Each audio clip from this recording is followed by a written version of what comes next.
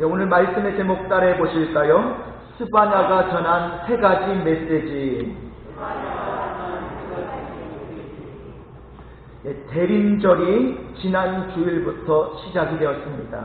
이 대림절은 예수님의 오심을 기다리는 4주간의 절기를 말합니다.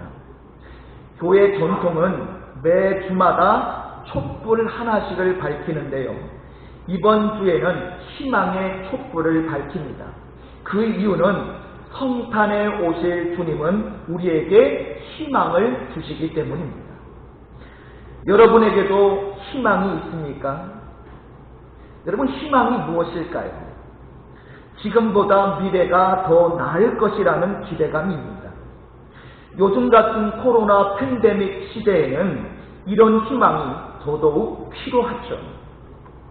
한 유명한 화가가 그림 하나를 그렸습니다. 사람들이 그 그림을 보고 감탄을 금치 못합니다. 그래서 말을 합니다. 선생님, 최고의 그림입니다.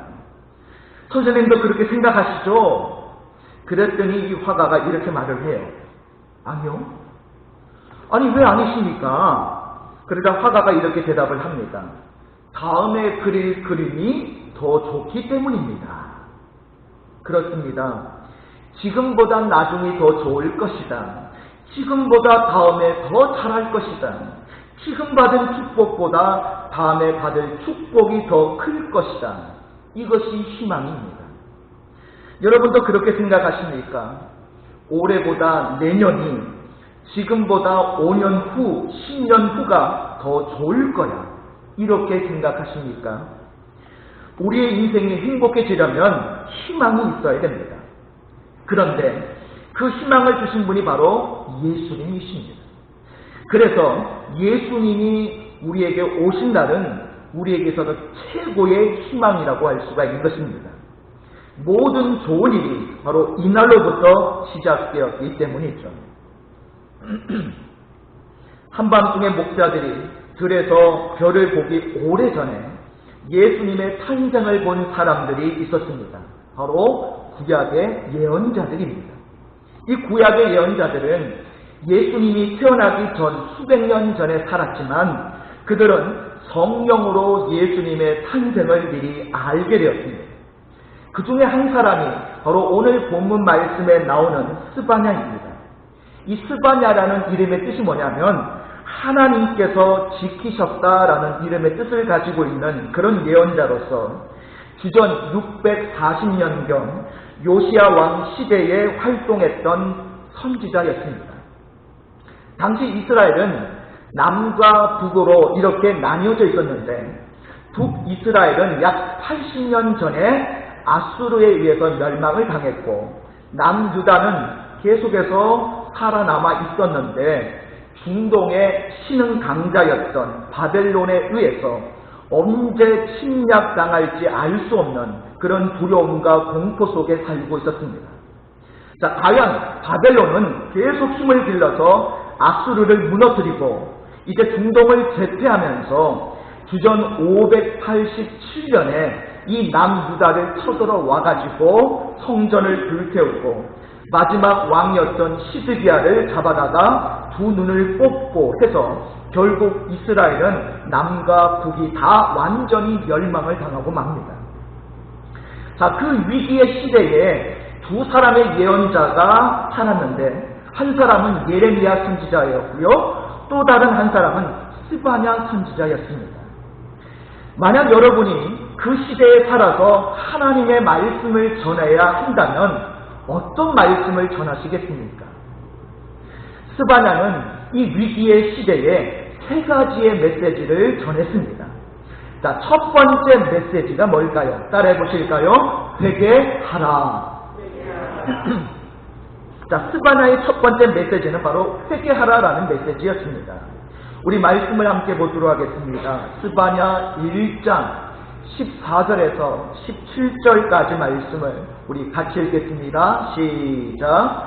여호와의 큰 날이 가깝고도 빠르도다. 여호와의 날의 소리로다. 용사가 거기서 심히 슬피 우는도다. 그날은 분노의 날이요 환난과 고통의 날이요 황폐와 패망의 날이요 캄캄하고 어두운 날이요 구름과 흑암의 날이요 나팔을 불어 경고하며 견고한 성읍들을 치며 높은 망대를 치는 날이로다. 내가 사람들에게 고난을 내려 맹인같이 행하게 하리니 이는 그들이 나 여호와께 범죄하였습니다. 또 그들의 피는 쏟아져서 티끌같이 되며 그들의 살은 분토같이 될지라. 자, 어떻습니까? 지금 나라가 망하기 일보 직전인데 백성들을 향한 이 스바냐의 말은 대단히 무섭지 않습니까? 여호와의 큰 날이 가까웠다. 여호와의 분노의 날이요 환난의 날이요 고통의 날이라. 그날에 하나님이 고난을 내리셔서 그 백성을 멸하게 하실 것이다 라는 그런 내용이 아닙니까? 어떻습니까? 지금 나라가 망하는데 하나님이 너무 하시지 않습니까? 지금 백성들은 두려움에 떨고 있는데 위로는 못할 망정 망하게 하시겠다니 이건 너무 심하지 않습니까? 그런데 하나님도 단단히 벼르고 계셨습니다. 하나님도 그동안 너무 오랫동안 기다려주셨기 때문입니다. 하나님에게는 그 백성들이 바벨론에게 고통을 당하는 것보다 더 큰 것이 바로 백성들의 오래된 죄악의 문제였습니다. 스바냐 1장 17절에 우리가 읽었던 내용 중에 그들이 나 여호와께 범죄하였습니다 라고 말씀하고 있죠. 이스라엘 백성의 고통은 하나님이 보시기에 그 백성들의 자업자득이었습니다. 바로 죄가 고통을 가져온 것입니다. 그래서 그들은 회개해야만 했습니다. 그래서 하나님은 먼저 예레미야 선지자를 통해서 그들에게 회개할 것을 촉구하셨습니다. 그런데 이 이스라엘 백성들은 말을 듣지를 않는 거예요. 듣지 않았을 뿐만 아니라 회개하라고 선포하는 이 예레미야 선지자가 너무 싫어서 그를 심지어 감옥에 집어넣어버립니다. 그래서 하나님은 이번에 두 번째로 스바냐 선지자를 또 보냅니다. 이번에는 여호와의 날까지 선포하면서 백성들에게 회개를 촉구하게 하십니다. 우리 스바냐 2장 1절에서 3절 말씀을 같이 읽겠습니다. 시작. 수치를 모르는 백성아 모일지어다. 명령이 시행되어 날이 겨같이 지나가기 전 여호와의 진노가 너희에게 내리기 전 여호와의 분노의 날이 너희에게 이르기 전에 그리할지어다. 여호와의 규례를 지키는 세상의 모든 겸손한 자들아 너희는 여호와를 찾으며 공의와 겸손을 구하라. 너희가 혹시 여호와의 분노의 날에 숨김을 얻으리라. 아멘. 자, 이스라엘 백성들이 지은 죄는 다른 것이 아니라 바로 우상을 섬긴 죄였습니다. 그래서 스바냐 1장에 보면 네 종류의 사람들이 나오는데요. 첫 번째는 스바냐 1장 8절에 방백들과 왕자들이 나오는데 즉 왕족들이 나오죠. 이들은 지도자들입니다. 이들은 특권층에 해당되는 사람들이죠. 이들은 그러한 특권을 이용해서 백성들을 착취했습니다. 지도자로서 조금도 모범을 보이지를 못했어요. 두 번째는 1장 9절에 권력자들에게 빌붙어서 악에 기생했던 사람들이 나와요. 이들은 힘있는 자들에게 빌붙어서 자신들의 사리 사욕을 취했던 사람들입니다. 세 번째는 1장 11절에 보면 막데스 주민과 가나안 백성들이 나오는데요. 이들은 이방 민족으로서 바알 종교, 이 우상 종교를 이스라엘 땅에 가져와서 그들의 신앙을 오염을 시키고 돈만 아는 장사를 해서 상도덕을 타락시켰던 사람들이에요. 그리고 네 번째는 1장 12절 13절에 나오는 일반 백성들인데요. 이들은 지도자들을 비판하면서도 자신들도 하나님의 말씀을 무시하고 마음대로 죄를 짓고 살고 있었습니다. 스바냐가 언급한 이 네 종류의 사람들은 인간이 보여주는 죄의 다양성을 보여주고 있습니다. 결국 하나님 앞에 죄 없는 자가 하나도 없다라는 거예요. 특권층은 특권을 이용해서 백성들을 착취하고 빌붙은 사람들은 권력에 기생하여 악한 자로 살고 이방인은 종교적인 범죄, 상인들은 물질적인 범죄, 일반 백성들은 말씀대로 살지 않는 죄를 짓고 있었던 것입니다. 어떻습니까? 성탄절을 앞두고 우리도 해야 할 회개임을 여러분 깨달아지십니까? 잘못을 범한 죄만 있는 것이 아닙니다. 해야 할 일을 안 한 죄도 포함되는 거예요. 우리는 보통 살인하고 간음하고 도둑질한 것을 죄로 봅니다. 하지 말아야 할 것을 한 죄이죠. 그러나 해야 할 것을 안 한 죄는 생각지도 못하고 살 때가 많습니다. 사랑해야 하는데 바쁘다고 사랑하지 못한 죄, 고통당한 사람에게 바쁘다고 다가가지 못한 죄, 지금 사랑하면 될 것을 다음에 하겠다고 미루었던 죄, 한 죄도 많은데 안 한 죄도 많으니 우리가 얼마나 하나님 앞에 회개해야 될 제목이 많습니까? 그래서 마틴 루터가 자신의 죄를 발견하고 하나님께 한 말이 있습니다. 보소서, 주님 저에게는 선한 것 하나도 없습니다라는 고백입니다. 성탄을 앞둔 우리는 하나님 앞에 겸손하게 자신의 모든 죄를 고백해야 할 줄로 믿습니다. 특히 하지 말아야 할 것을 한 죄도 회개해야 하지만 해야 할 것을 하지 않았던 죄까지도 철저하게 하나님 앞에 회개할 수 있는 이번 대림절 절기가 되시기를 바랍니다. 자, 스바냐가 전한 두 번째 메시지는 뭡니까? 따라해 보실까요? 그가 오신다. 네, 스바냐의 두 번째 메시지는 그가 오신다였습니다. 스바냐는 회개를 촉구하면서도 놀라운 희망을 말하고 있습니다. 스바냐에서 재미있는 말이 나오는데요. 바로 혹시라는 말이에요.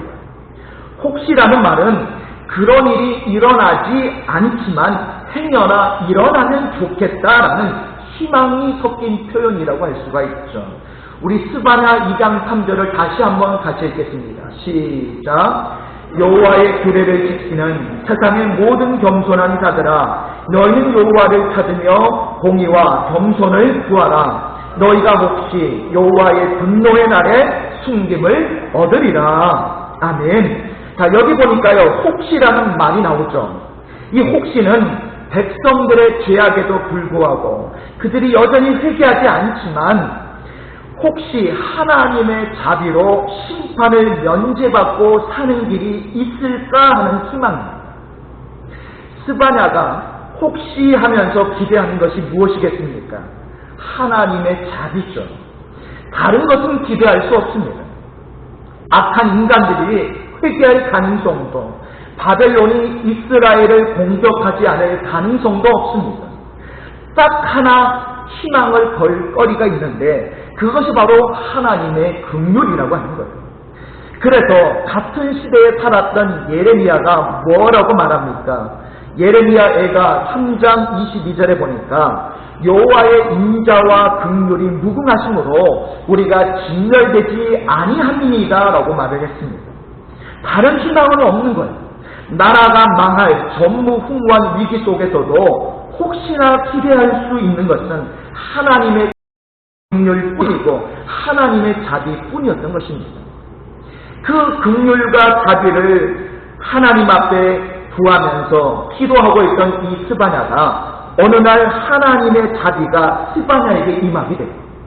우리 스바냐 3장 14절과 15절을 같이 읽습니다. 시작. 시온에 따라 노래할지어다. 이스라엘아 기쁘게 부를지어다. 예루살렘 따라 전심으로 기뻐하며 즐거워할지어다.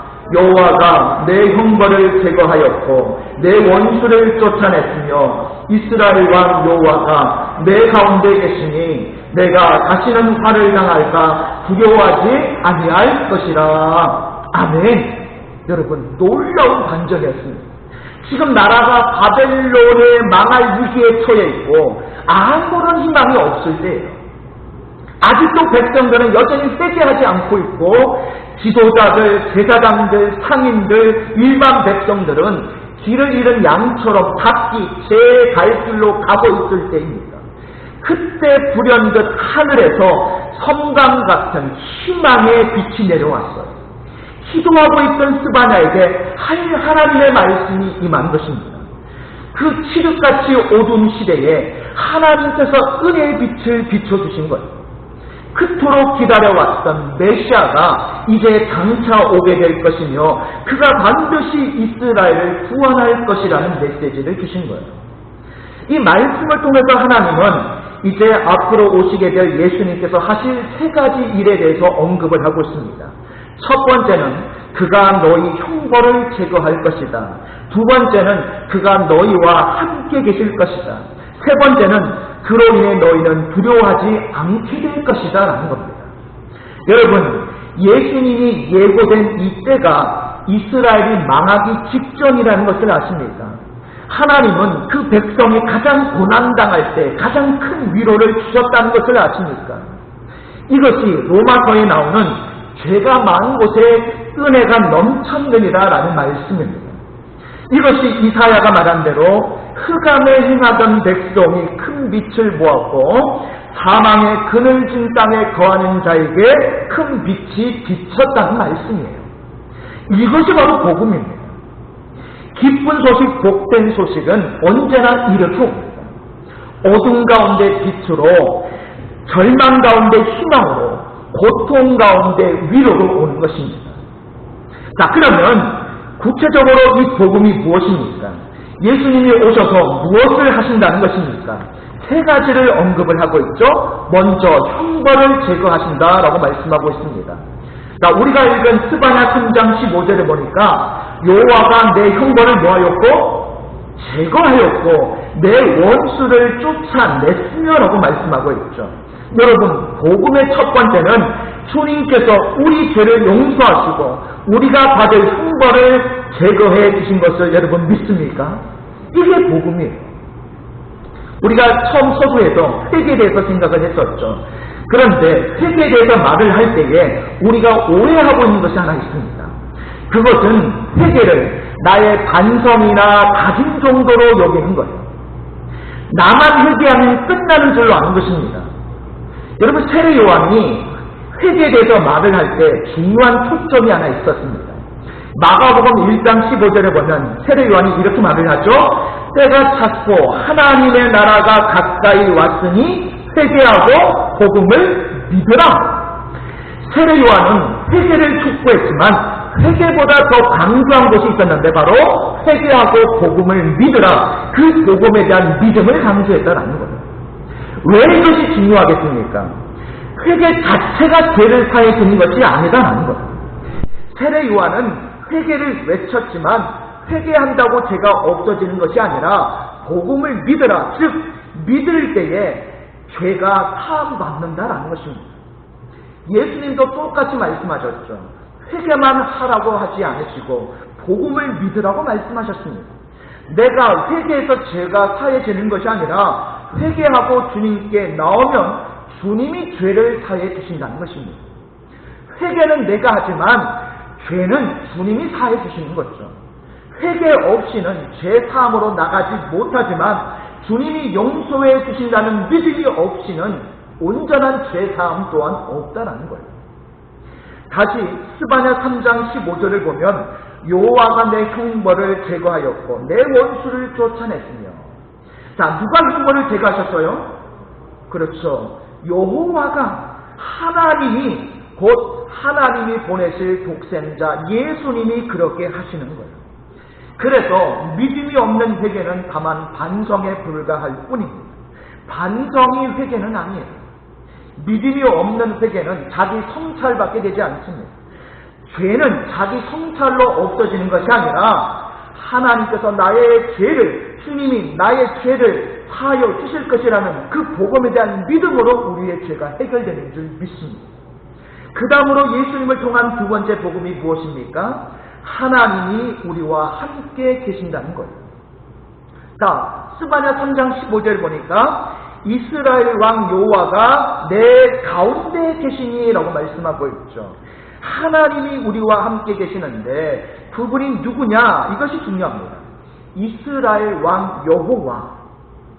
여러분, 천사가 요셉에게 이런 말을 했던 것을 여러분 아시죠?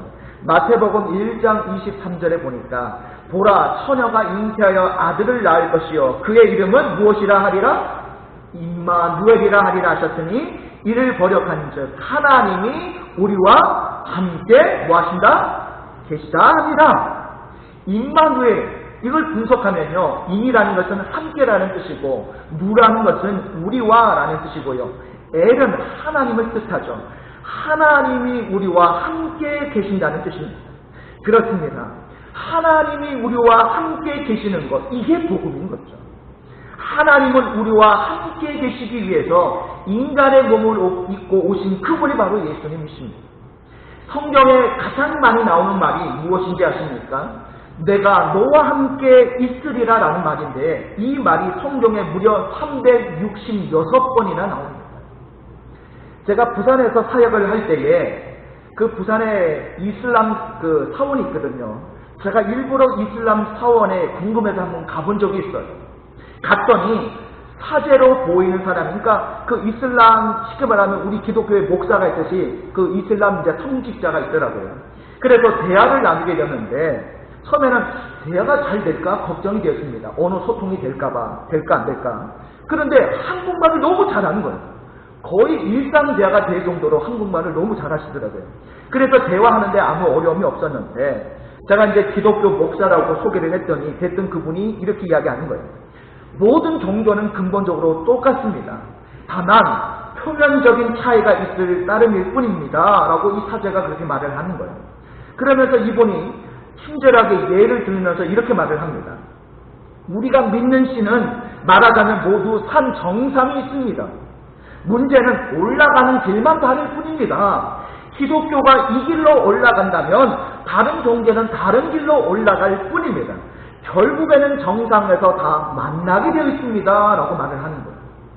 그때 제가 약간 이제 반쯤 뚜껑이 열리면서 제가 이렇게 말을 했죠. 물론 얼굴은 웃음을 지으면서 뚜껑 열린 거 표를 안 내면서 이야기를 합니다. 아, 재미있는 비유시네요. 그러나 만일 산으로 비유한다면 우리는 산에 대해서 전혀 다른 이해를 가지고 있습니다. 당신은 저 아래에서 골짜기에서부터 신을 찾아 올라간다고 말하지만 성경이 말하는 하나님은 그렇지 않습니다. 정상에 계시지 않고 내려오셨습니다. 그리고 지금도 우리와 함께 계십니다. 그 차이가 기독교와 다른 종교의 분명한 차이입니다. 라고 제가 이야기를 했더니 그 사제가 눈만 껌뻑껌뻑하면서 저를 쳐다보고 있는 거예요. 그 순간 저는 그가 기독교의 복음을 깨닫기를 간절히 기도했던 기억이 납니다. 그렇습니다. 복음은 우리가 힘들게 하나님을 찾아가는 것이 아니라 하나님이 우리에게 찾아와 주셨다는 사실입니다. 영원히 떠나지 않고 우리와 함께 계신다는 것입니다. 주님이 저와 여러분과 함께 계심을 믿으십니까? 그 다음 예수님을 통한 세 번째 복음이 무엇입니까? 바로 두려워하지 말라라는 그 예수님의 위로가 바로 세 번째 우리에게 주신 복음이에요. 자, 스바냐 3장 15절에 보면 이렇게 말씀하시죠. 내가 다시는 화를 당할까 두려워하지 아니할 것이라. 여러분, 예수님이 이렇게 우리를 위로해 주실 수 있는 그 근거가 어디에 있습니까? 여러분, 그것은 바로 예수님께서 우리의 온전한 위로자가 되실 수 있는 이유는 그가 우리가 당한 고난 중에서 안 당한 고난이 없으시기 때문이죠. 여러분, 미국에 유명한 방송인이 있습니다. 오프라 윈프리라는 여성이 있죠. 이분이 20년 넘게 진행한 이 토크쇼가 무려 20년 동안이나 미국 시청률 1위를 기록을 했습니다. 미국 시청자만 2200만 명에 이르렀고 전 세계 140개 국가에서 시청을 했다고 해요. 그녀가 성공한 이유가 딱 하나 있는데요. 남들이 당했던 고난을 다 그녀는 당했기 때문이라고 합니다. 그녀는 일단 사생아로 태어났습니다. 지금까지도 아버지가 누군지를 몰라요. 9세 때 사촌에게 성폭행을 당했습니다. 사춘기 때는 마약에 빠지기도 했습니다. 14살에 미혼모가 되었고 그때 아들을 낳았는데 그 아들이 2주 만에 죽었다고 해요. 그래서 사람들이 그녀와 이야기를 하면 항상 공감을 한다는 거예요. 출연한 게스트가 나는 한때 마약을 했어요 라고 말을 하면 나도 그랬는데 그렇게 이야기가 되는 거예요. 게스트가 자기가 성폭행을 당해 죽고 싶었다라고 말하면 이 오프라 윈프리도 나도 그런 적이 있다라고 이야기를 하는 거예요. 그래서 사람들은 그녀를 보면서 공감을 하게 되고 위로를 받는다라는 것입니다. 여러분, 예수님도 우리와 같은 고난을 당한 것을 아십니까? 주님, 가장 가까운 친구에게 배신을 당했어요. 그럴 때 예수님이 말씀하십니다. 그래? 나도 3년 동안 사랑했던 제자들에게 배신당하고 말았는데 주님, 저 요즘 살기 너무 힘들어요. 좋은 집 다 날리고 갈 데가 없어요. 그래? 나도 갈 데가 없어서 여우처럼 동굴에 살았었는데 모든 일에 우리와 같으신 분, 그러나 그 모든 고난을 십자가에서 이기신 분, 그래서 지금 하늘과 땅을 다스리시는 분, 이 예수님은 우리가 당하는 모든 고난을 다 당하셨습니다. 배척당했습니다. 배신당했습니다. 위험한 일을 당했습니다. 배고팠습니다. 목말랐습니다. 외로웠습니다. 마지막에는 죄 없이 죽음을 당하셨습니다. 그래서 예수님은 우리의 온전한 위로자가 되시는 줄 믿습니다. 고난받은 그분이 여러분을 위로하시고 회복시켜 주실 줄 믿습니다. 자, 마지막 세 번째 메시지는 뭡니까? 따라해 보실까요? 기죽지 말라. 스바냐의 세 번째 메시지는 기죽지 말라였습니다. 스바냐 3장 마지막 부분이 바로 결론 부분인데요. 1장에서 회개를 말한 스바냐, 이 3장에서 예수 그리스도를 통한 구원의 복음을 말한 스바냐가 이제 3장 마지막에서 한 것은 위로의 메시지입니다. 우리 스바냐 3장 16절 17절 우리 2절 같이 했습니다. 시작. 그날에 사람이 예루살렘에 이르기를 두려워하지 말라. 시온아 내 손을 늘어뜨리지 말라. 너의 하나님 여호와가 너의 가운데에 계시니 그는 구원을 베푸실 전능자이시라. 그가 너로 말미암아 기쁨을 이기지 못하시며 너를 잠잠히 사랑하시며 너로 말미암아 즐거이 부르며 기뻐하시리라 하리라. 아멘. 16절에 뭐라고 말씀해요? 내 손을 늘어뜨리지 말라. 자, 이 부분을 예전 성경에서는 기죽지 말라라고 번역을 했었습니다. 여러분이 기죽지 말아야 할 이유를 아시겠습니까? 세상에서 잘 나가기 때문에 기죽지 말라라는 게 아니에요. 15절에서 말씀하셨던 것처럼 주님께서 우리 죄를 사해 주셨습니다. 앞으로도 언제라도 그분 앞에 나가서 그분께서 우리의 죄를 사해 주실 것을 믿으면 우리의 모든 죄 문제는 해결되는 줄 믿습니다. 또한 하나님이 우리에게 인간의 몸을 입고 내려와 주셨습니다. 그리고 우리와 함께 해주십니다. 또한 우리를 위로하고 보호해 주십니다. 그래서 우리가 기죽지 않을 수 있는 거예요. 또 17절에 뭐라고 말씀하십니까? 너의 하나님 여호와가 너희 가운데 계시니라고 말씀하죠. 여호와 하나님이 우리와 함께 계시는데 우리가 왜 기가 죽습니까?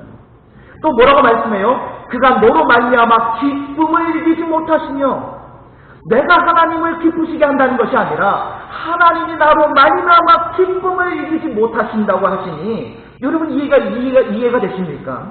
또 뭐라고 말씀하시죠? 너를 잠잠히 사랑하시며, 우리의 행동과 상관없이 주님은 우리를 사랑하시고 기뻐하신다는 거예요. 잠잠히 사랑합니다. 이 잠잠이라는 말은요, 조용이라는 뜻이 아니라 변함없이 쉬지 않고 끝까지라는 뜻이 잠잠이라는 말의 뜻이에요. 어떻습니까? 이런데도 기죽은 사람처럼 팔을 늘어뜨리고 그렇게 살아가시겠습니까? 영원히 우리와 함께 하시기 위해서 왕이신 하나님이 내려오신 날이 성탄절이고 바로 그것이 복음인 줄 믿습니다. 그래서 우리는 이 땅 가운데서 기죽지 않고 오늘 이 복음으로 말미암아 우리는 얼마든지 기뻐하며 승리할 수 있다라는 사실이에요. 말씀을 정리합니다. 스바냐는 세 가지 메시지를 전했죠. 첫 번째 메시지는 뭐하라? 회개하라. 하지 말아야 할 것을 한 죄, 해야 할 것을 하지 않은 죄를 회개합시다. 두 번째 메시지는 그가 오신다. 예수님이 이 땅에 오셔서 무엇을 하십니까? 형벌을 제거하시고 우리와 함께 계시고 우리를 위로해 주십니다. 세 번째 메시지는 뭐 하지 말라? 기죽지 말라. 나 때문에 기뻐하시고 변함없이 사랑하시는 그 주님으로 인해서 여러분 기죽지 마시기 바랍니다. 그래서 스바냐가 전한 이 세 가지 메시지를 통해 성탄의 진정한 의미와 복음을 통하여 여러분 이 대림절 절기를 의미 있게 보내시는 저와 여러분 되시기를 주님의 이름으로 축복합니다.